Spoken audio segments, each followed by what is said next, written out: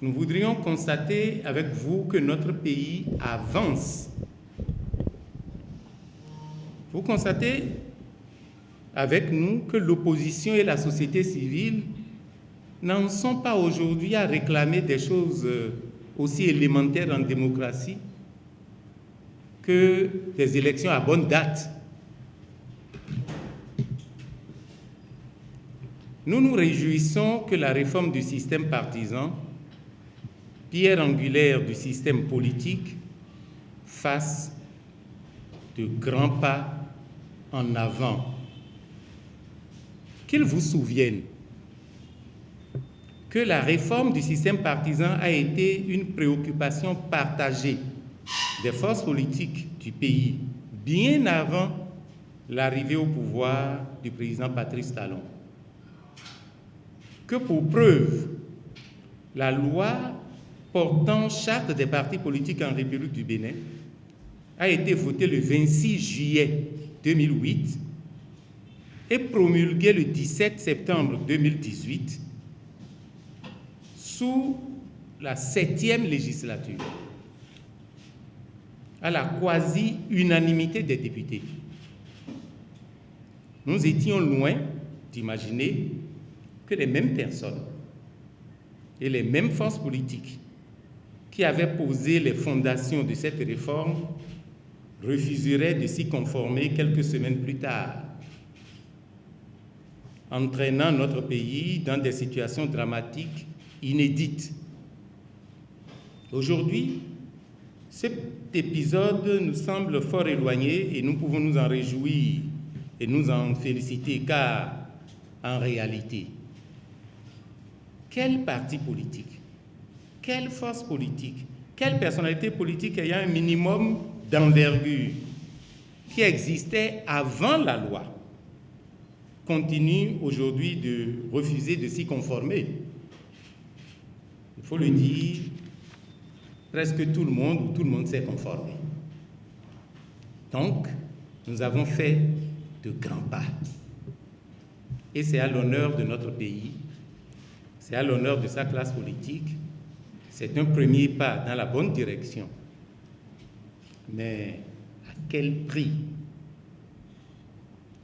L'Union progressiste pense que nous aurions pu nous épargner et épargner à notre peuple les tensions, les douleurs, les pertes, si c'était pour finir par tous se conformer à ce que certains s'étaient refusés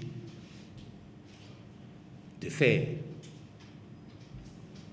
Même les derniers événements, les dernières heures relatives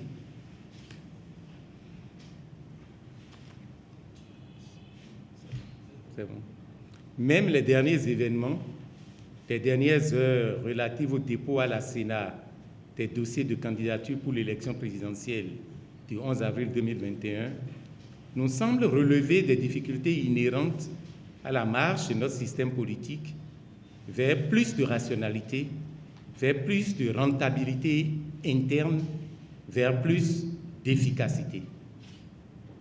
L'Union progressiste et toutes les forces politiques qui l'ont constituée peuvent se réjouir d'avoir emprunté ce chemin beaucoup plus tôt que d'autres. Nous pouvons vous attester que cette marche n'a jamais été simple. Les tiraillements, les retournements de situation, les renonciations aux engagements généreusement pris, les trahisons, nous avons connu tout cela. C'est pourquoi nous encourageons les femmes et les hommes qui ont cru et qui croient encore que le salut de notre pays, de notre peuple, tient d'abord et avant tout à l'émergence de grands et véritables partis capables de cristalliser les aspirations profondes de notre peuple et de sa jeunesse. Ces hommes et ces femmes existent dans nos rangs. Ils existent aussi dans chacun des partis politiques présents sur l'échiquier politique aujourd'hui. ils doivent continuer le combat. Comme on a l'habitude de le dire, le meilleur reste à venir. La consolidation et une meilleure efficacité de notre démocratie, le développement du Bénin dépendent de la capacité des personnes de bonne volonté à garder le cap et à avancer malgré les difficultés. Le Bénin doit quitter l'exception de l'inconscience joyeuse. Les pays qui ont avancé, les pays qui veulent avancer, ont dû affronter des épreuves complexes et parfois douloureuses. Le Bénin n'invente rien. Le Bénin a peut-être démarré plus tôt que certains pays africains et plus tard que d'autres peuples dans le monde. C'est pourquoi l'Union progressiste réaffirme sa conviction que le principe du parrainage est bel et bien un instrument démocratique.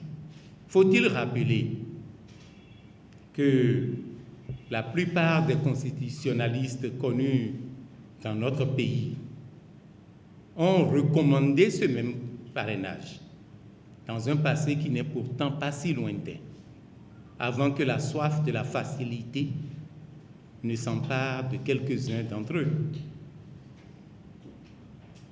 Qui peut oublier, par exemple, le rapport de la commission Nyolonfou, au sein de laquelle la plupart d'entre eux ont siégé. Certains estiment que lorsqu'une loi, même juste, connaît des difficultés d'application ou nous oblige à sortir de nos zones de confort, qu'il faut la jeter à la poubelle. Il n'y a pas que cette voie de sortie. C'est ce qui explique la consigne que l'UP, à travers les décisions de son bureau politique, en date du 16 janvier 2021, et ce qui explique la consigne que l'UP a donnée.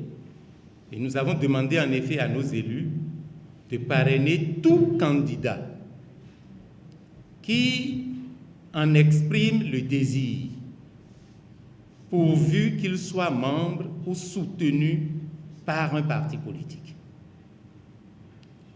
Notre pays l'a décidé depuis 1990 en réalité.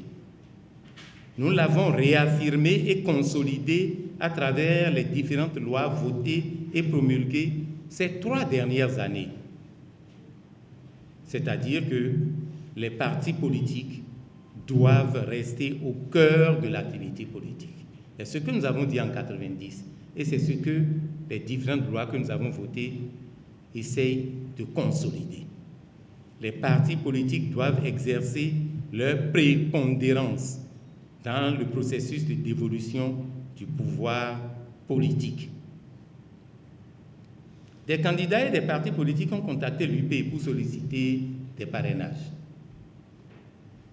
Le parti leur a répondu par écrit et les a orientés vers ses députés et maires. Les élus UP ont décidé en leur âme et conscience de parrainer ceux et celles de nos compatriotes qui n'ont pas choisi, comme en 2019, se livrer à des combats d'arrière-garde. Par exemple, certains de nos élus ont décidé de parrainer le duo qui serait issu du parti dénommé les démocrates. Ils ont dû garder leur fiche jusqu'au dernier moment, sans savoir exactement quel duo parrainer dans l'imbroglio qui a été orchestré au sein de ce parti et de ses alliés. Il y a encore, hélas, dans notre pays, des gens qui estiment que pour baisser la fièvre, il faut casser le thermomètre. Ils l'ont fait en 2019 et 2020. Ils se sont ravisés par la suite. Ceux qui croient que l'on peut arrêter le progrès se sont remis à la tâche en 2021. Ils auront le temps d'apprendre. Ils auront le temps d'apprendre qu'en politique, ce n'est pas la décision que l'on prend qui compte et s'avère utile. C'est bien le moment où on la prend qui, bien souvent, la rend efficace. Beaucoup parmi vous, journalistes, et de nombreux citoyens ont été continuellement abusés dans leur bonne foi par des apprentis sorciers qui parlent, qui écrivent, qui circulent, qui se réunissent et qui en même temps crient à la confiscation des libertés. Il y a des personnalités qui se refusent de prendre le courage de se remettre en cause, prennent des positions politiques erronées, puis ensuite l'imputent à leur propre vue d'esprit. Qui est réellement responsable? Qui est réellement responsable de la non-présence à l'Assemblée nationale et au sein de nos conseils communaux? Qui est responsable de la non-présence de l'opposition à ces niveaux? Qui est responsable du fait que certains partis ne disposent pas ou pas assez d'élus pour parrainer leurs candidats? L'opposition s'est exclue elle-même des élections législatives à la veille de ces élections, après qu'ensemble, on a dégagé des possibilités qui leur permettraient d'y participer. Et elle s'était trompée de combat. Une partie de l'opposition n'a pas voulu saisir les opportunités offertes par le dialogue politique, en se trompant encore une fois de combat. En pleine période électorale pour les communales, M.